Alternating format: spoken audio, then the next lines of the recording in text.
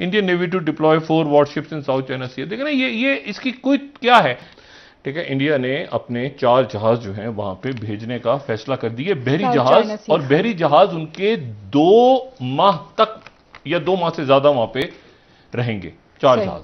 ठीक, अच्छा, यानी अब वो क्वाड के साथ और बाकी वो उनके साउथ चाइना सी में पहुंच गए। इब्राहिम रईसी जो कि नौमुंतखब सदर हैं ईरान के, यानी जुमेरात को वो अपने ओहदे का हलफ उठाएंगे, और इंडिया से उनके वजीर खारजा जयशंकर जा रहे हैं। लोग अशरफ गनी को हमारे मुकाबले पे सच्चा मान रहे हैं।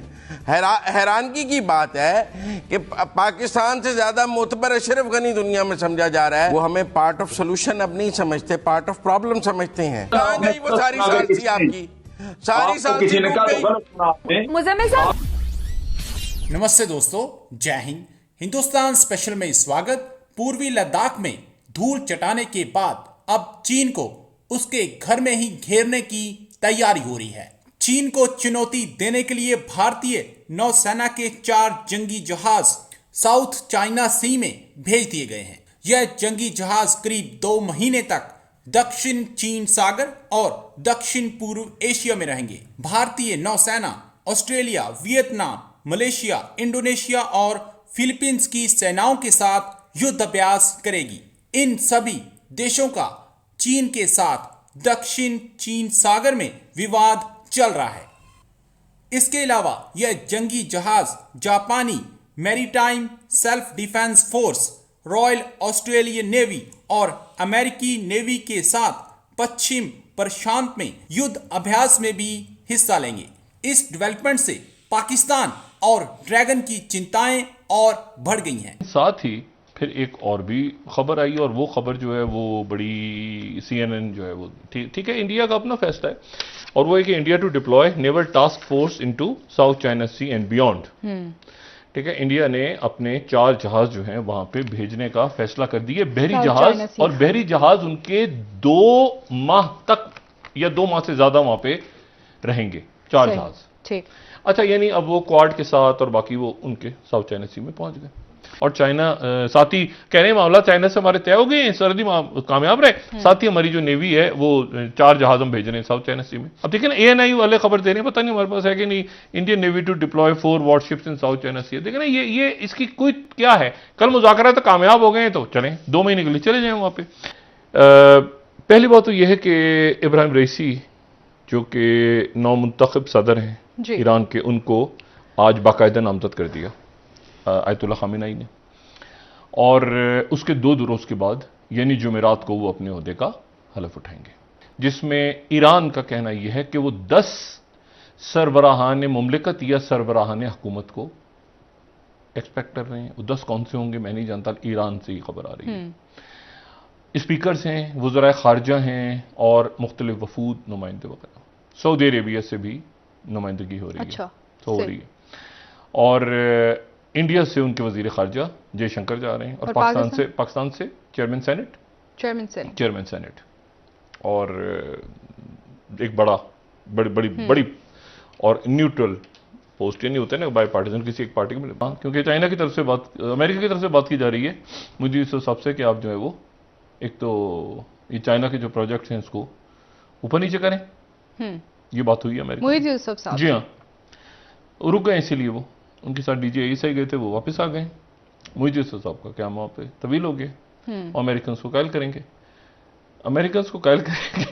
कि जी हम जो है वो चीन के साथ नहीं है, आपके साथ भी हैं, चीन के साथ भी हैं, मतलब इधर भी हैं, हम उधर भी हैं, इधर भी हैं। तो वो उधर रुक गए, वो उधर वापस आ गए। आसिम बाजवा साहब का रिजाइन आ गया सामने, उधर से नून में से शीन निकलते रह जाती है बार बार, अजीब रौला रप्पा पड़ा हुआ है। तो वज़ीर आज़म साहब ने उनसे इस्तीफा ले लिया।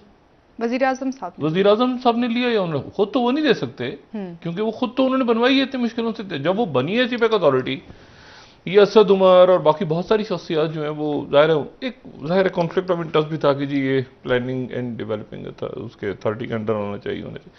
लेकिन सारा हो गया तो फिर अपोजिशन का दबाव वही जो इल्जामात और ये सारा, तो उसमें वज़ीर आज़म साहब को उन्होंने या तो वो दिल हार गए अपना इल्जामात की उसमें आके, या वज़ीर आज़म साहब ने उनसे कहा होगा कि यार ये कोई खालिद मंसूर साहब है, मेरे ख्याल है पता नहीं हक्को के हैं किधर के हैं, कोई उनको अब माओ ने खसूसी बराए CPEC अथॉरिटी, ये तो कोई पोस्ट ही नहीं है। कोई तालिबान खुद भी सर पैर समझ नहीं आ रहा, अफरा तफरी मची हुई है।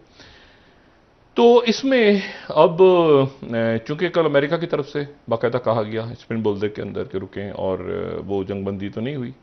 उसके बाद हेरात के अंदर जो है वो इस्माइल जो हैं इस्माइल खान, उनके ख़ुद वो सामने आ गए हैं अपने साथियों के साथ तालिबान के ख़िलाफ़। तो अब मसला ये है कि अब इस पूरी सूरत हाल में ये ऐलान हो रहा है कि जी खाली कर दिया जाए मुख्तलिफ इलाकों को, और किसी भी वक्त वहाँ पे घमसान की लड़ाई शुरू हो सकती है। ठीक है, वहाँ पे बड़े पैमाने पे अटैक्स हो सकते हैं। अटैक यानी अशरफ गनी की हुकूमत जो है वो वहाँ पे अटैक करेगी और ये जगह वापस लेगी। अच्छा, और अशरफ गनी साहब जो हैं उन्होंने लश्करगाह के ऊपर कहा है कि हम किसी भी वक्त वहाँ अटैक करेंगे, उस जगह से सारे सिविलियंस निकल जाएं और लश्करगाह को, और हामिद करज़ई जो है कह रहे हैं कि तालिबान को शिकस्त हो जाएगी अगर कोई इसका सियासी हल ना निकला। हामिद करज़ई कह रहे हैं। मुज़म्मिल साहब क्या कहेंगे आप, आपके ख्याल में अफगान हुकूमत की एकदम दिलचस्पी की आखिर वजह क्या हो सकती है? उसकी वजह यह है कि सिर्फ अफगान हुकूमत ही नहीं, अमेरिका और दूसरे जो स्टेक होल्डर्स हैं वो पाकिस्तान को सालस के बजाय अब एक फ्रीक समझते हैं। वो हमें पार्ट ऑफ सोल्यूशन अब नहीं समझते, पार्ट ऑफ प्रॉब्लम समझते हैं। अब हम कितनी भी वजाहतें देते रहें, लेकिन एक जो इंटरनेशनल वर्ल्ड है उसका जो ओपिनियन है वो ज़्यादा मैटर करेगा, या हम जो यहाँ नैरेटिव बिल्ड कर रहे हैं वो मैटर करेगा। फैटफ में देख लें और दीगर आलमी मसाइल में देख लें, हमने मुल्क के अंदर तो अपनी बड़ी वाह करा ली है, पर मुल्क के बाहर आपकी बात मानने को कोई तैयार नहीं है पूरी दुनिया में। आज अफगानिस्तान की भी यही सूरत हाल है कि लोग अशरफ गनी को हमारे मुकाबले पे सच्चा मान रहे हैं। हैरानगी की बात है कि पाकिस्तान से ज़्यादा मोतबर अशरफ गनी दुनिया में समझा जा रहा है, और उनके इल्ज़ामात की हमें जवाबदेही देनी पड़ रही है। आप रोज़ ट्वीट्स तो देखें उनके, आप रोज़ उनके इल्ज़ामात तो पाकिस्तान पर देखें। वो कह रहे हैं पाकिस्तान ने हमारे ऊपर जंग थोप दी है, वो ये थोड़ी कह रहे हैं तालिबान हमसे लड़ रहे हैं। वो कह रहे हैं हम अपनी पोजीशन क्लैरिफाई नहीं कर सके, हम कह रहे हैं जी चाइना उनके साथ है, रूस उनके साथ है। भाई हमारे बॉर्डर से सब कुछ हो रहा है और दुनिया हम पर सवाल उठा रही है, और ये बड़े खतरनाक सानहे की तरफ जा सकता है। हम पहले फैटफ में फंसे हुए हैं। 1.5-2 साल बाद आपका सीपैक का चेयरमैन इस्तीफा दे देता है तो 1.5-2 साल जाया हो गए ना।